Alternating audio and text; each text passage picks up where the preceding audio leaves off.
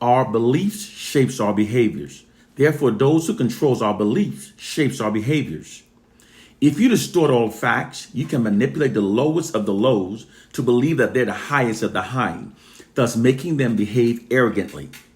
They'll even start looking down at those that are in fact greater than them. You can even make the truly greater people perceive themselves as being the lesser, thus making them humble and more compliant with the lesser group's dominance over their lives. It doesn't matter that the information is untrue. All that matters is that the people believe that the information is true.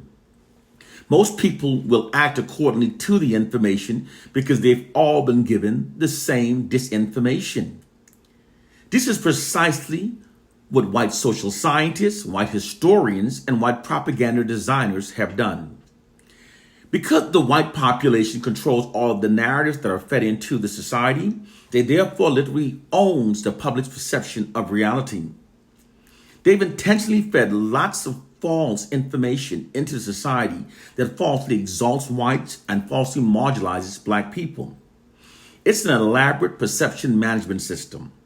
Perception management is a propaganda technique that involves altering the public's perception of reality to suit the objective of the white ruling class.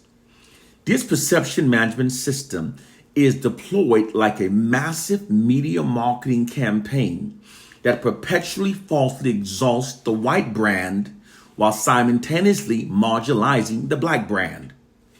It's designed to create and sustain false assumptions within the society that aids in maintaining white social capital and white social dominance over the black population. Our society functions based upon this false perception of reality. The white society has literally whitewashed the perception of reality. This is all possible because public perception of reality is not shaped based upon facts. It's actually shaped by the narratives that are repetitively fed into society.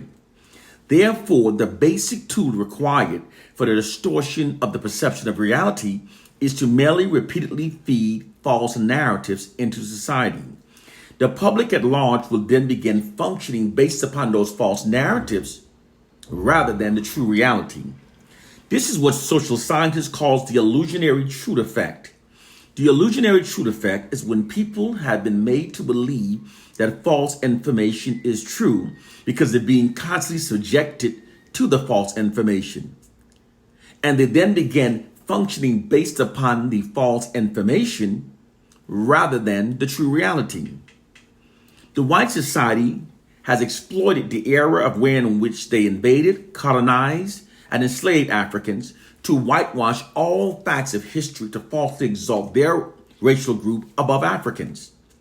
They've literally made the greatness of we Africans appear as being the greatness of Europeans and have made the failures of Europeans appear as being those of Africans. This is clearly made evident by the fact that they miseducate us to believe that the first great civilization was the Greeks and that the Greeks were self-taught. But the truth is that the Greeks were civilized by Africans. All of Greece's first scholars received their formal education in Africa. The evidence of their whitewashing of history is also made evident by the fact that although Egypt is located in Africa, although radiocarbon dating testings have scientifically proven that the ancient kingdom was built by Africans many thousands of years, long before the arrival of the Greeks and the Arabs there during the 7th century, and although DNA analysis performed upon the mummies of the pharaohs have scientifically proven that they were in fact Africans, their DNA matches sub-Saharan Africans. Nonetheless, the white society ignores all of these facts and falsely claims that Africa's ancient Egyptian history as ridiculously being that of Europeans' history. They also falsely claim themselves as being the highest evolved Homo sapiens, while depicting we Africans as being the lowest evolved. But the truth is that we Africans are the only true Homo sapiens. They claim that we're subspecies, but it's actually themselves that are subspecies.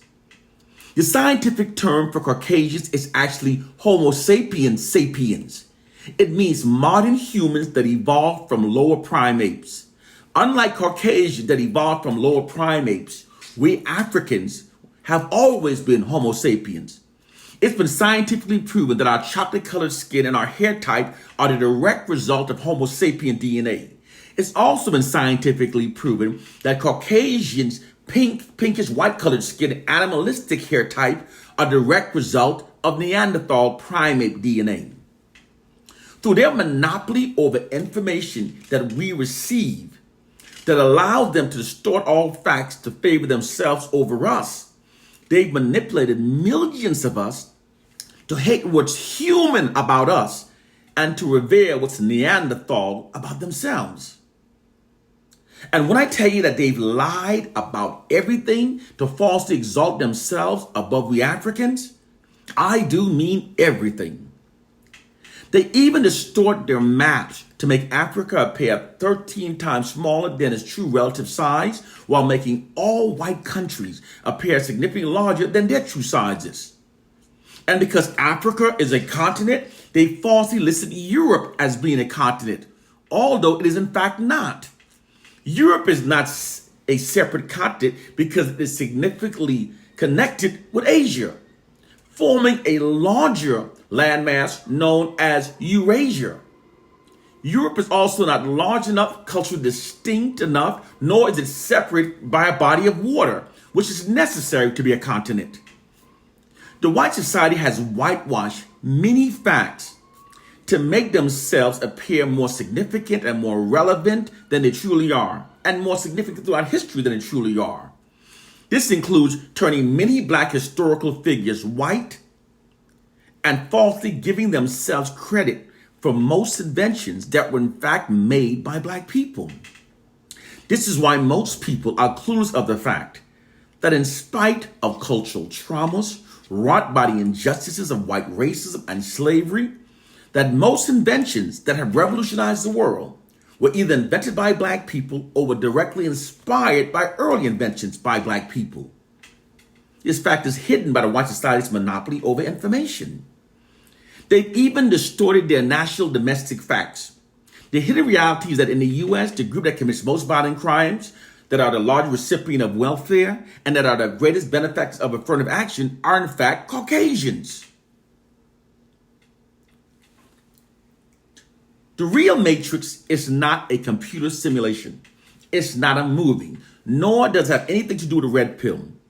The real Matrix is an elaborate perception management system that falsely exalts Caucasians and falsely marginalizes black people. Through it, the collective self-image and collective self-esteem of Caucasians has been falsely bolstered at the expense of the collective self-image and collective self-esteem of black people. Furthermore, by negatively distorting and marginalizing everything that black people believes about ourselves, it conditions millions of black people to perceive ourselves through a false, inherent, subordinate identity that aids the white society in maintaining its social dominance over black people. Black people, wake up. We must always question our perception of reality when it's being controlled exclusively by the white society. Because whenever the perception of reality is being exclusively controlled by history's proven most notoriously racist, deceitful, and most narcissistic group of people, they'll always distort it to falsely exalt themselves and to falsely marginalize us. It's the racist, narcissistic people they inherently are. It's the way they've always been, and it's the only way they know how to be. Welcome to the real world. One love and peace.